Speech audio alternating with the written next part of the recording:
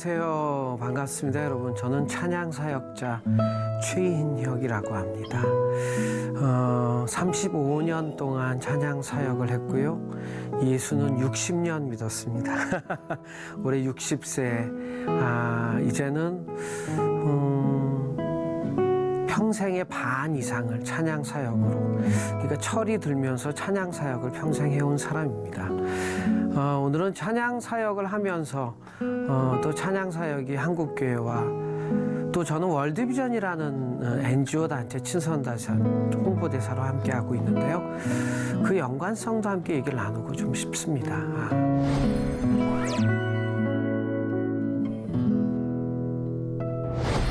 지금은 35년이란 세월 동안 사역하면서 또 제 나이 세대가 정말 빈곤과 부유한 시대, 그리고 아날로그 시대에서 디지털 시대까지 첨단 시대, 이 많은 걸 온 생애를 통해서 온몸에 받고 받아들이고 경험한 세대인 것 같습니다. 그래서 안타까운 건 제가 어릴 때 들었던 3천만, 항상 노래할 때 3천만이라고 그랬거든, 우리나라가요. 3천만 중에 1250만 명이 교회를 다닌다고, 개신교 신자라고 듣던 얘기가 지금은 5천만 가까이 되는데 너무나 많은 숫자로, 1000만에서도 한참 떨어진 숫자로 들려오고 알고 있습니다. 그렇지만 숫자만이 꼭 교회의 어떤 힘이라고 생각하지는 않습니다. 부흥도, 부흥이 숫자의 개념이 아니라 변화의 개념이었던 것처럼 부흥에 따라오는 현상 중에 교회로 모이는 거지, 그랬던 것처럼 어쩌면 이때 안타깝기도 하지만 다시 올바른 부흥을 꿈꾸는 시대가 아닌가, 또 소망해 봐야 되지 않을까 싶습니다. 그런 과정에 한국교회가 30몇 년 동안 살아오는 과정에 계속해서 한국교회와 함께했던 것이 찬양 사역이라는 것이었던 것 같습니다. 성경에도 언제나 찬양과 함께 이스라엘 민족이 공존했고 하나님이 기뻐했던 일이고, 예배의 방법 중에 가장 강력한 방법 중에 하나가 찬양이었던 건 우리가 모두 기억합니다. 여러분, 많은 분들이 예배를 교회 가서만 드린다고 생각하면 그때부터 큰 문제가 생기지 않을까 싶습니다. 예배는 하나님을 만나는 것입니다. 근데 하나님은 어디나 계시니까 하나님을 어디서든 만나야 되고요. 특별히 물론 교회를 꼭 다니셔야 됩니다. 교회 가서 하나님을 예배하고, 또 교회 안에서 하나님을 사랑하는 사람끼리 힘을 얻고 위로 얻고, 다시 거기서 힘을 얻어서 또 밖에 나와서 직장에서 삶을 열심히 살아가는 예배, 또 선한 행위들을 통해서 하나님을 칭찬하는 소리 들리는 예배, 수많은 예배가 있을 거라고 생각합니다. 그런 힘을 얻는 일 중에 하나가 찬양 사역이라고 생각했습니다. 찬양 사역을 하면서 불치의 병자였던 자매가 와서 고침을 받았다는 얘기를 듣습니다. 그 얘기를 다른 사람들에게 알릴 필요는 없더라고요. 왜냐하면 그건 제가 한 게 아니라 하나님이 하셨으니까요. 안 믿던 아빠가, 제가 들었던 얘기 중에 참 감사했던 건, 중학교 아이가 제 공연에 와서 가족이라는 음반을 사가지고요 집에 갔습니다. 집에 가서 아빠가 유일하게 교회를 다니지 않았대요. 그래서 이 아이가 아침에 아빠가 출근 준비를 하는 시간마다 매일 틀어놨답니다.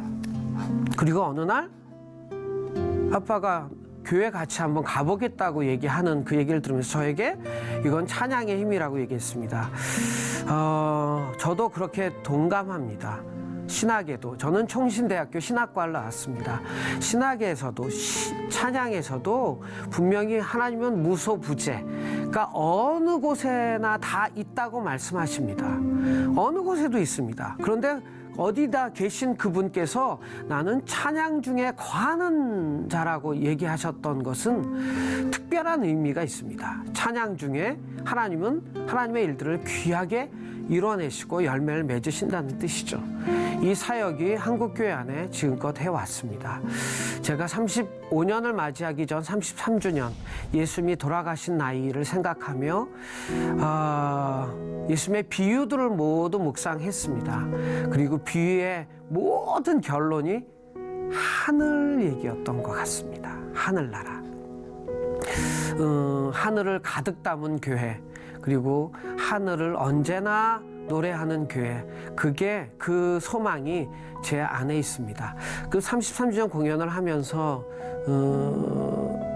우리나라에 많은 찬양곡을 썼던 형제가 있습니다. 그러니까 주님 말씀하시면 내가 나가리라, 이 찬양을 썼던, 그리고 결코 돌아서지 않으리라는 노 터닝 백이라는 노래를 찬송가에 수많은 곡을 썼던 형제가 어느 날 이 사역을 못하겠다고, 자기는 노래하는 가수도 아니고 곡을 썼지만 이 사역하기가 너무 힘들다고, 경제적으로 너무 힘들다고 했습니다. 그 얘기를 듣고 너무 마음이 아프고 힘듭니다. 제가 찬양사역자 연합회 회장이고 CCM이라는 음악을 한국에 처음 시작한 한 사람 중에 한 사람입니다. 이 아름다운 찬양들, 영성 있는 찬양들이 계속 되기 위해선 분명히 이 찬양 사역은 한국교회와 손을 잡고 같이 가야 될 거란 생각을 해봅니다. 이 관점에서, 선교적인 관점에서 제가 꼭 말씀드리고 싶은 게 하나 있습니다. 그것은 선교사님들을 종종 찾아갑니다. 냉정하게 말하면 선교사님들이 종종 이렇게 얘기합니다. 설교는 인터넷으로 언제나 들을 수 있는데 내가 청년회 때, 총각 때, 신학교 시절에 눈물을 흘리며 이 선교를 헌신했던 노래들을 직접 와서 불러달라고. 그 노래만 들으면 다시 그때로 돌아가서 그 첫사랑이 회복될 것 같다고. 그래서 다니기 시작했는데요. 정말 많은 선교사님들이요. 이 드라마도 유명해지는 드라마 보면 응답하라 1988이라는 드라마를 보면요. 그런 적이 있잖아요. 그 드라마가 유명해진 건 거기에 나온 음악들이요. 그냥 듣기만 해도 그때로 다 돌아가게 합니다. 그 사람들을. 그러면서 그 드라마가 공감이 가는 거죠. 음악은 그 옛 시절로 돌아가게 하는 힘이 있습니다. 저는 신앙의 뿌리는 첫사랑이라고 생각합니다. 첫사랑은 그때로 돌아가야 그때 하나님과 약속을 함께 했던, 하나님의 약속도 받고 하나님께 약속했던 첫사랑을 받아들이고 기억해내고 그대로 다시 살려고 노력할 때 첫사랑이 회복된다고 얘기합니다. 그때 불렀던 노래들을 가서 부릅니다. 지치고 상한 내 영혼을 주여 받아주소서. 내가 주께로 지금 가오니.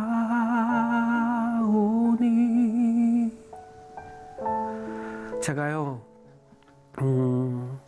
참 놀랐던 건 300명이 모인 캄보디아 선교사님들이요, 이 노래를 모두 따라 부르면서 90% 이상이 울면서 부르는 걸 봤습니다. 말레이시아 선교사님들이 집회가 끝나고 서로 울며 용서하며 회복하며, 선교사님끼리도 사람이니까 어려움도 있고 관계가 깨어진 그때도 있었어. 울며 정말 선교사님, 저보고 선교사님 전 세계로 우리들을 만나러 다녀달라고 했던 기억이 있습니다. 찬양은 예배 중에 하나도 아니고 그냥 예배입니다. 설교도 예배고 기도도 예배이고, 찬양은 특별히 하나님이 내가 그 중에 거한다고 할 만큼 중요한 예배입니다. 그리고 선교의 도구이고 첫사랑을 회복하는 중요한 방법입니다. 제가 방글라데시의 월드비전의 친선대사로 갔던 일입니다. 거기는 모슬렘 국가로, 최근에도 거기서 추방당해서 한국에 머물렀던 선교사님을 통해, 거기를 통해서도 하나이를 후원하고 있습니다. 거의 35,000원인데 그 선교사님의 책을 읽으면서 정말 폭탄이 마당에 그 학교를 하고 있습니다. 몇천 명의 학교 아이들이 그 학교에 오면 예배를 드리고 함께하는 곳이었습니다. 폭탄의 테러가 있었고 쫓겨나왔습니다. 그런 모슬렘입니다. 힌두교가 엄청나고 모슬렘이 엄청납니다. 그 땅에 제가 월드비전의 홍보대사로 갔습니다. 가서 제가 가수라고 하고 이제 월드비전 그 직원이 저 보고 가수라고 하고 저보고 노래를 해달라고 했습니다. 그때 노래를 했는데 그때 제 기억에는 오직 예수 예수 예수의 이름으로, 아무튼 뭐 이렇게 나가는 예수의 이름이 계속 이어지는 노래였습니다. 그런데 밖에 갑자기 수십 명의, 정말 100명 가까이 된 학생들이 밖 창에서 듣기 시작했습니다. 그리고요, 떠나지 않고 계속 부르는 겁니다. 놀라운 건요, 여러분, 그 예배가 마치고 그때 아마 제 기억에 방글라데시 그 지역에 교회를 세우는 일에 크리스찬들이 헌금을 해서 교회가 만들어진 그 예배였던 것 같습니다. 그리고 나가는데 그 예수를 안 믿는 모슬렘 청년들과 학생들이 제 뒤를 쫓아오면서 오직 예수 예수 예수 막 이러면서 쫓아오는 겁니다. 여러분, 찬양은 영혼을 움직이는 힘이 있습니다. 그리고 찬양은 잡신을 버리고 창조주를 붙잡을 힘을 줍니다. 무언지 모르지만 찬양은 좌절해서 소망을 얻게 하는 안 믿는 자들에게 영향력을 미치기 시작합니다. 저는 최근에 아까 처음 이 한국교회가 어려워진, 정말 많은 크리스찬들이 있던 이 땅이 어려워집니다. 솔직히 70년대, 80년대에 대학생들에게 교회 다니냐면 100명 중에 50명이 교회를 다녔습니다, 여러분. 지금 100명 중에 교회 다니냐 그러면 3명이 다니고 그들이 보통 이렇게 얘기한답니다. 야, 요즘도 교회 다니는 애들이 있어? 이 얘기는 그냥 교회 왜 다녀라는 뜻이 아닙니다. 교회를 다니는 사람들이 너무 많이 욕을 먹었습니다. 그들이 일부러 우리를 안 좋은 것만 홍보한다고만 핑계하기엔 스스로 저조차도 우리 모두 다 한번 돌아봐야 됩니다. 성경에 이런 말씀이 있습니다. 너희의 착한 행실을 보고 사람들이, 세상이 하나님께 영광 돌리게 하라고 하신 말씀이 있습니다. 저는 어릴 때부터 교회를 다녔습니다. 그래서 60년 교회를 다녔다고 얘기를 하는 겁니다. 제가 어릴 때 행위로는 구원받지 못한다고 얘기를 들었습니다. 행위는 절대 안 된다고. 구원은 반드시 예수 그리스도의 보혈, 십자가를 믿는 능력, 그 고백, 그걸 통해서만 구원이 있다고 들었습니다. 맞습니다. 이거 아니면 절대 아닙니다.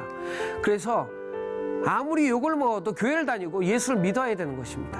그런데 너무 안타까운 건 지금 와서 35년이란 세월 동안 제가 복음을 전하고 예수님을 전하고 하늘나라를 얘기하면서 세상을 진지하게 보고 교회 안에서 교회를 진지하게 보고, 전 한 교회 목회를 한 게 아니라 35년 거진 80여 개국의 나라를 다녔습니다. 그리고 안 가본 교회가 없을 만큼 진짜 다 다니면서 제가 내린 종합적인 제 나름대로의 안타까움이 있는데, 그 중에 하나가 맞습니다. 예수 그리스도 외에는 구원이 없습니다. 절대 다른 구원이 없습니다. 예수를 통해서만 천국에 갈 수 있습니다. 그런데요, 여러분, 예수를 전하기 위해서는 착한 행실이 없으면 전할 수가 없습니다. 예수님이 살았던 삶을 가만히 생각해 보십시오. 예수님의 모든 행실이 선합니다. 언제나 과부와 고아를 돌아보죠. 높은 자를 돌아보는 일이 없습니다. 높은 자들이 나쁘지 않지만, 좋은 사람도 많았겠지만 예수님은 고아와 과부를 돌아보는 데 시간이 모자랐습니다. 그렇게 유명세가 있으면 뭘 해도 해서 제자들은 언젠간 진짜 예수님이 왕이 될 거라고 믿었습니다. 그러다가 다 떠나게 된 거죠. 예수님은 그 유명세를 자기를 위해서 쓰지 않았고, 자기의 집을 위해 하나라도 사놓은 적이 없고, 자기의 명예를 세우거나 왕이 되기 위해서 쓴 게 아닙니다. 여전히 그 모든 걸 나누고 또 나누고 나누고 또 나누고 했던 것입니다. 여러분, 예수를 십자가에 못 박으라고 한 그 얘기들, 그 군중들에는 예수를 진짜 결국은 아무것도 아닌 것이라고 믿는 사람만 있었던 건 아닙니다. 그 군중의 힘에 의해 그냥 끌려가고 몰려갔을 뿐이지, 결국 예수님이 그렇게 사셨던 착한 행실과 어려운 자들만 돌보며 평생 살았던 힘이 2000년이 지난 지금 온 세계를 바꿨던 것입니다. 전 기억합니다. 한국에 선교사님들이 오시면서 비행기를 타고지도 못하고 그래도 우리보다 훨씬 잘 살았던 세계에서 제일 가난한 나라, 이름도 들어보지 못했던 나라에 와서 복음을 전하겠다고, 그리고 위험한 나라, 성격이 급하군, 그리고 다혈질인 나라라는 얘기도 들었을 겁니다. 그 나라에 와서 그분들이 제일 먼저 한 건 학교를 짓는 일이었고, 어려운 자에게 먹을 걸 주는 것이었고, 병원을 지어서 당장 병을 치료하는 일이었습니다. 여러분, 우리는 크리스찬입니다, 우리는 기독교인입니다 라고 말할 때 우리의 행실을 돌아보지 않으면, 그리고 우리가 어떤 일을 하고 있는지를 돌아보지 않으면 그것이 많은 자들에게 예수를 부끄럽게 할지도 모릅니다. 아니면 그렇게 선한 선교사님들이 한국교회에 와서, 한국 땅에 와서 병자들 치료하고 그들과 함께 지내고, 홀 선교사님의 얘기가 기억납니다. 남편이 죽었어요.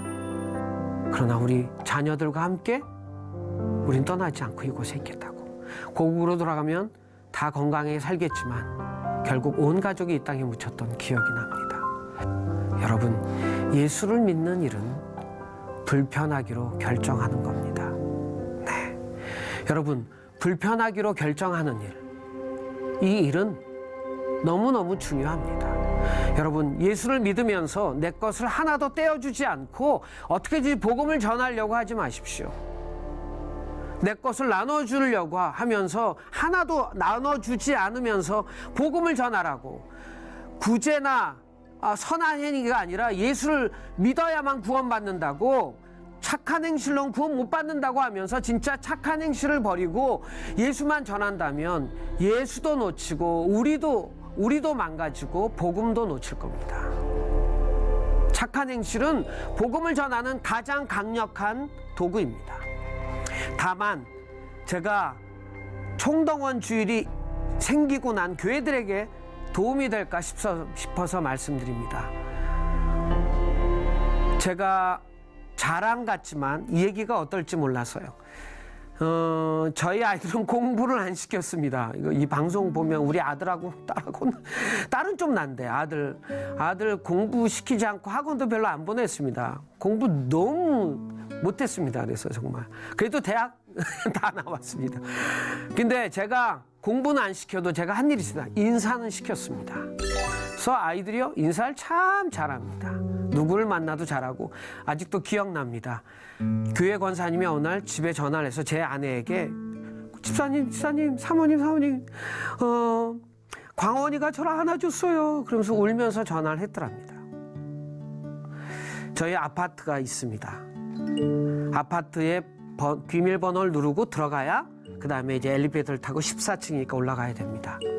저희 아파트는 이사를 갔는데 한 번도 인사를 해도 받아주지 않고, 인사를 해도 받아주지 않아서 정말 모른 척하거나 부끄러워하거나 그러는 거예요. 그래서 끝까지 인사를 했습니다. 몇 달이 지나도록 아들도 인사하고 조금씩 바뀌어, 네, 뭐 안녕하세요, 이 정도로 받기 시작하더니 몇 달이 지나고 1년 지나고 우리 아파트는 엘리베이터에서 만나면 웬만하면 다 인사를 합니다. 그런데 제가 어느 날 급히 들어갔는데 번호를 누르는데 문이 열려 있어서 야 빨리 눌러야겠다 들어가려고 했더니 어느 여자분이, 낯선 분이 계시면서 저를 제가 번호 누르는 걸 받고 기다리고 있었습니다. 그분이 저에게 기다려줬던 거예요. 제가 너무 고마워서 감사합니다. 네, 너무 감사합니다. 그랬더니 이분이 저에게 문이 닫히면서 저에게 이렇게 얘기하시는 거예요. 이 아파트 참 이상해요. 그래서 왜요? 근데 이상해요가 막 이상해요 이거 아닙니다. 이상해요. 아주 환하게 웃어요. 왜요? 그랬더니요. 제가 이게 아파트가 4번째인데 이사 온 데가 이 아파트만 엘리베이터에서 인사를 해요. 저희 아래층에 있던 아주머님이 이사 가던 날 제가 내려갔는데 저를 보면서 이사 가세요 하니까요. 울면서 이렇게 얘기하셨습니다. 선생님, 참 고마웠습니다. 선생님께서 저에게 따뜻하게 말씀해 주시고 인사해 주실 때마다 너무 감사했습니다.